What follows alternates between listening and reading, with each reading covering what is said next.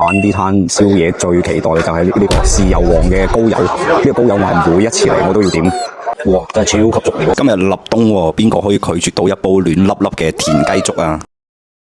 你睇呢個菜牌，難道呢仲唔係獅頭係咩嘢？名好冇得錯，今期帶大家去一間我平時食宵夜嘅獅頭 ，Let's go！我哋今日嚟得都比較早啊，啲宵夜客都仲未上台啊。兩個人拿個小包，小包就田雞粥啊，小包田雞粥，一個菜脯蛋啊，然後再要一個豉油皇嘅高油，豉油皇高油啊，對。終於上菜啦！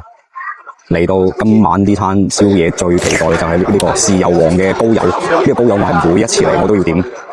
大家睇到個煙幕仲熱辣辣嘅，你夾落去呢感覺咧好實淨。等我咬一啖講俾你聽，點解每一次嚟都要點呢個？睇到啊，入邊係爆高嘅入邊。呢隻高友算唔算係高友入邊健身界嘅大隻佬咧？哇，好滿足啊！我聽個老闆娘講啦，呢度高友係每日新鮮到貨，係完全冇冰箱味。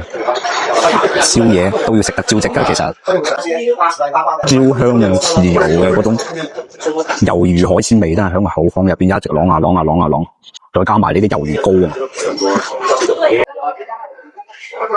呢個就係菜脯蛋，我都係中意我高油多啲。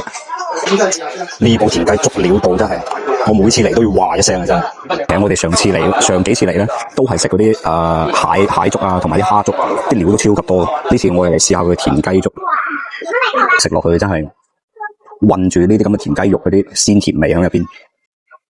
呢個田雞肉咧超級實淨啊！真係。入口超級彈牙，呢啲田雞。呢啖粥真係食落去，你個胃暖到聽日朝早啊！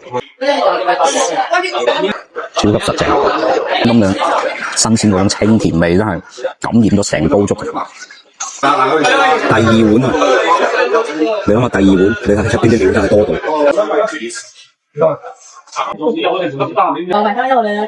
呢隻就係中國嘅蹄筋田雞髀。係我今晚嘅第3碗，真係太正啦！今晚我即將要與田雞擁抱住瞓覺。